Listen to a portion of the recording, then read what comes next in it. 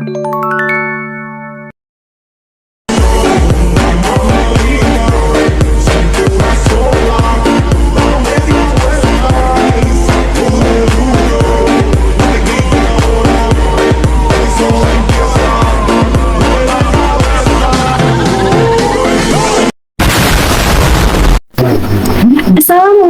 warahmatullahi wabarakatuh. Annyeonghaseyo. Perkenalkan, nama saya Azhara Dalkia Fadila. Saya dari kelas 11 IPA 1 di SMA Negeri 1 Tergambar. Nah, pada saat ini saya akan membahas resensi mata pelajaran PKN pada bab 1, yaitu tentang harmonisasi hak dan kewajiban asasi manusia dalam perspektif Pancasila. A few moments later. Nah, yang pertama-tama saya akan menjelaskan apa itu hak. Hak adalah segala sesuatu yang harus didapatkan oleh setiap orang sejak dalam kandungan. Dan asasi adalah bersifat dasar atau pokok. Dengan demikian, hak asasi manusia adalah hak dasar manusia.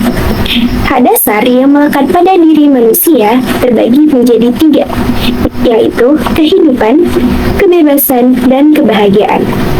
Dalam ketentuan Undang-Undang Nomor 39 Tahun 1999 mengenai hak asasi manusia, yang menyebutkan bahwa hak asasi manusia merupakan hak dasar yang secara kodrati melekat pada diri manusia yang bersifat universal dan langgeng, sehingga harus dilindungi, dihormati, dipertahankan, dan tidak boleh diabaikan, baik dikurangi ataupun dirampas oleh siapapun. Ciri-ciri hak asasi manusia terdiri atas 4. Yang pertama, hakiki, yang berarti hak asasi manusia adalah hak semua umat manusia yang sudah ada sejak lahir. Yang kedua, universal, berlaku untuk semua orang tanpa memandang peradaban atau secara menyeluruh. Yang ketiga, tidak dapat dicabut atau diserahkan kepada orang lain. Dan yang keempat, tidak dapat dibagi. Semua orang berhak mendapatkan yang namanya hak. Semua orang pasti punya hak tanpa terkecuali. Nah, sekarang kita masuk ke kewajiban. Apa sih kewajiban itu? Kewajiban adalah segala sesuatu yang harus dilaksanakan dengan penuh tanggung jawab. Dalam ketentuan Pasal 1 Ayat 2 Undang-Undang Republik Indonesia Nomor 39 Tahun 1999 tentang hak asasi manusia, yang menyatakan kewajiban dasar manusia adalah seperangkat yang apabila tidak dilaksanakan, tidak memungkinkan terlaksananya dan tegaknya hak asasi manusia. Yang artinya antara hak dan kewajiban harus seimbang. Nah, hak dan kewajiban asasi manusia merupakan hal yang sangat berkaitan karena keduanya mempunyai hubungan kausalitas atau hubungan sebab akibat. Yang artinya seseorang mendapatkan haknya karena memenuhi kewajiban, dan hak yang didapatkan seseorang berdasarkan akibat dari kewajiban yang telah dipenuhi oleh dirinya sendiri. Secara garis besar, hak asasi manusia dapat digolongkan menjadi 6 macam.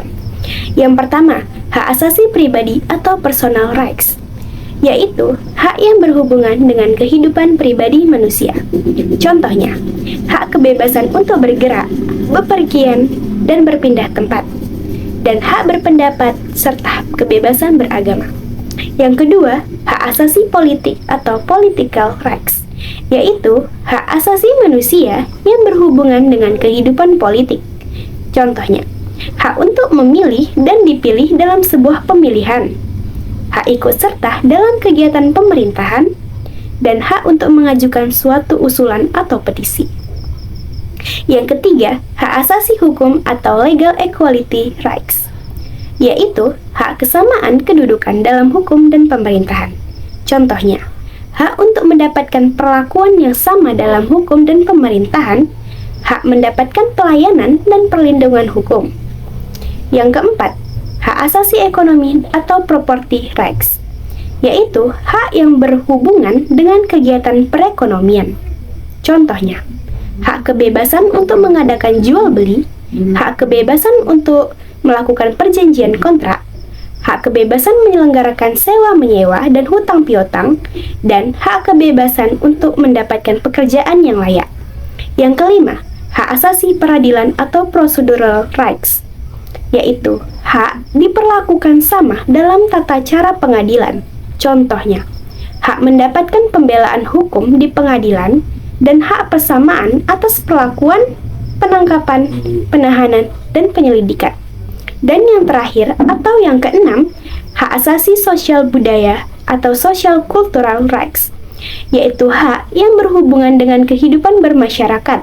Contohnya, hak untuk menentukan dan mendapatkan pendidikan, hak mendapatkan pengajaran, dan hak mengembangkan budaya sesuai bakat dan minat. Kita masuk ke kasus pelanggaran hak asasi manusia. Pelanggaran hak asasi manusia disebabkan oleh dua faktor. Yang pertama, faktor internal, yaitu faktor yang berasal dari dalam atau berasal dari pelaku sendiri, yang terdiri dari sikap egois, rendahnya kesadaran HAM, dan tidak toleran. Yang kedua, yaitu faktor eksternal, yang berasal dari luar, yaitu terdiri dari penyalahgunaan kekuasaan, ketidaktegasan aparat penegak hukum, penyalahgunaan teknologi, dan kesenjangan sosial. Bagaimana sih upaya mengharmonisasikan hak asasi manusia? Nah, mari kita bahas. Upaya mengharmonisasikan hak asasi manusia. Yang pertama, di dalam keluarga, yaitu menghormati semua pendapat, tidak mengganggu kenyamanan antar sesama, saling memberikan waktu luang, dan saling memberikan kasih sayang.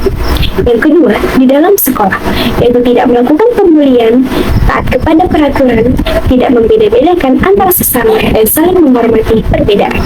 Yang ketiga, di dalam masyarakat, yaitu saling tolong-menolong dan saling bergotong royong, serta menghargai pendapat antar sesama. Yang keempat, atau yang terakhir, di dalam bangsa dan negara, yaitu menghilangkan sikap egois, saling toleransi, saling menghormati dan menyayangi antar sesama, dan tidak selalu membeda-bedakan. Karena perbedaan itu malah makin mudah menciptakan persatuan. Cukup sekian penjelasan singkat saya tentang bab ini. Semoga bermanfaat untuk kita semua. Kamsahamnida. Bye-bye.